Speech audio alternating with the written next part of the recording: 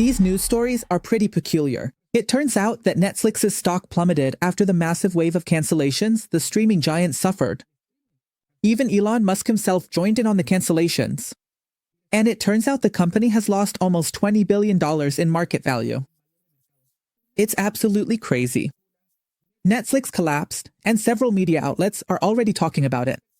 Look, Netflix shares fall after Elon Musk calls to cancel the service. Netflix collapses. Is Elon Musk to blame? Interesting, don't you think?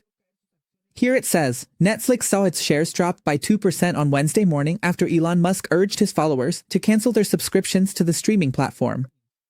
The reality is that Netflix lost a massive number of subscriptions. The company suffered a massive boycott in which even Elon Musk took part.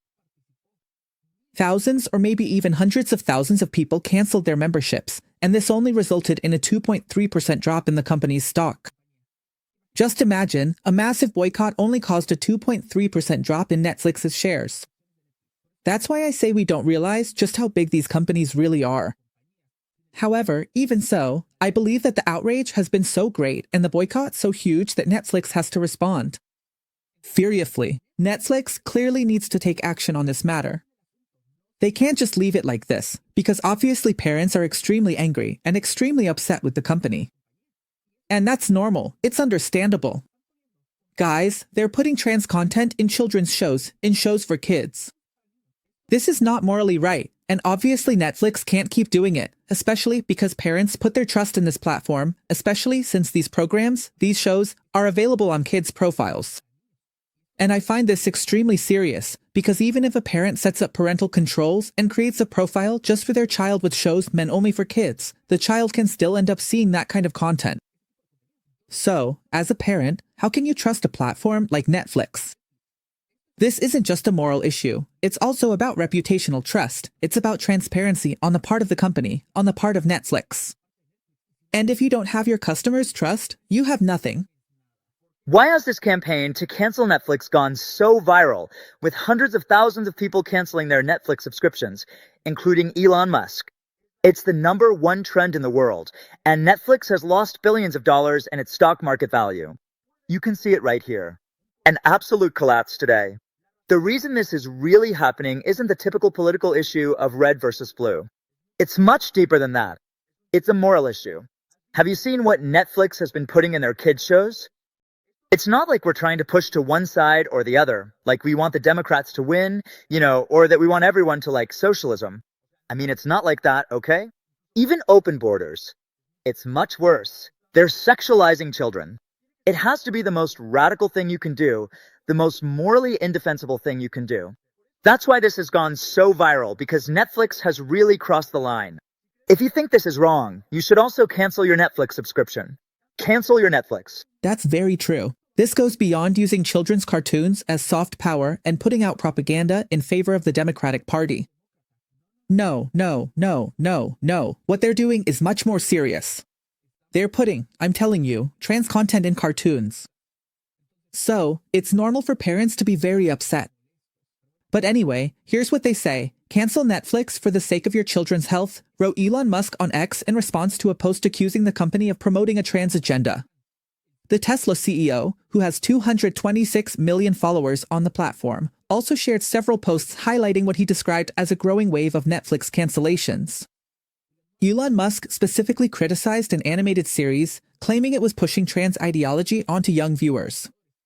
In another post, he added, "This is not right."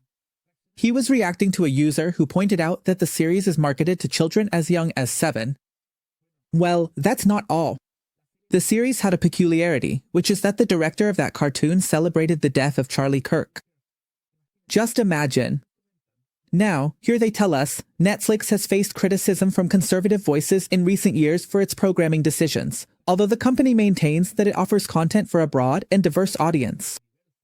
I'll stick with the last part, for a diverse audience. Now, here they tell us, breaking news. Netflix has lost about 2.3% of its total shares. Please pay attention to what they're telling us here. Cancel Netflix, the streaming giant that bet on wokeism and lost in reality. Netflix may have been a pioneer of binge-watching culture. Yeah, binge-watching series. But it just experienced something else, a massive wave of subscription cancellations driven by a cultural headache that has been simmering for years. The Netflix cancellation movement isn't just a flash mob, it's a backlash that's been brewing for a while and is finally coming to the surface. It all started when Elon Musk threw his subscription in the trash, told the internet to follow suit, and struck a nerve. People are outraged by Netflix's transformation, a platform more interested in lecturing its viewers than entertaining them, serving up a corporate sermon wrapped in a multicolored brand image and buzzwords like diversity, equity, and inclusion. That's absolutely true. Look, there are several series and movies that I remember watching on Netflix at the time and thinking, oh, this horror movie looks really interesting. And you start watching it, and it's just a political sermon from the Democratic Party. I mean, over and over again, they've ruined a bunch of series, a bunch of movies, all in the name of their political and ideological propaganda. Guys, look, people want to watch Netflix or go to the movies to be entertained, to disconnect from reality. People work, people have tough lives, people have to support their households, and if they want to watch Netflix, if they want to go to the movies, it's to de-stress, to forget about the real world for a bit. And what these people do is put political activism into their movies and series. That's why they're failing. That's why they're falling apart. That's why the Hollywood industry is sinking. It's no coincidence. And here they tell us, the irony, Netflix planned for a very different 2025. Internally, they developed content lists, communication strategies, and partnerships as if Kamala Harris were going to win the election and make it to the White House. This made Netflix double down on things like pronouns and inclusion.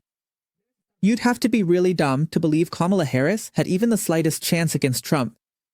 Honestly, this isn't about political ideology. It's not about whether you like or dislike Trump. It's just that it was always obvious and clear that Trump would beat Kamala Harris, always. But anyway, let's continue.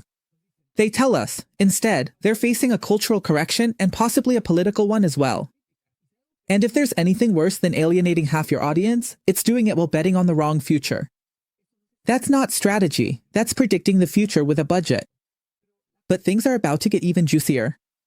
The man behind the curtain, Reed Hastings, checkbook in hand, invested a whopping $7 million in a super PAC supporting Kamala Harris. Sure, it wasn't Netflix's money, but let's not pretend the public knows that. When your CEO writes million-dollar love notes to a presidential candidate, people notice. And when that candidate is the face of the very same cultural project that a large part of Americans reject, you've just painted a target on your brand. I completely agree. In fact, I think that, look, companies like Netflix should be apolitical. They shouldn't support Trump, nor should they support Kamala Harris or the Democratic Party. They should be apolitical. They should stay away from all this political and ideological propaganda. Period. Now, here they comment, and yes, Hastings tried to play that this is a personal donation card. Great. Meanwhile, Netflix's silence spoke louder than any press release. No distancing, no clarifications, just a corporate shrug while the internet was lighting matches. The result, cancellation rates skyrocketed, social media caught fire, and a new narrative was born. Netflix isn't just progressive, it's hooked. Viewers who used to mock moralizing storylines are now canceling their subscriptions. Netflix still thinks this is just a phase. It's not. It's a reckoning. They bet that culture would keep shifting left, that younger viewers would drown out dissent, and that conservatives would complain but keep paying. But patience has run out. Viewers are tired of being talked down to, of being treated like bigots just for preferring escapism over activism. If this were a scripted drama, it would be called Go Woke, Go Broke, and Netflix would be the only one watching. 100% true. But anyway, ladies and gentlemen, what think about this? The mass cancellations had an effect. And even though it was only a 2.3% drop, let's not forget that Netflix lost almost $20 billion in value. That's no small thing. I think this is at least a wake-up call for Netflix. Ladies and gentlemen, I'd really love to read your thoughts in the comments section, and I'll see you next time.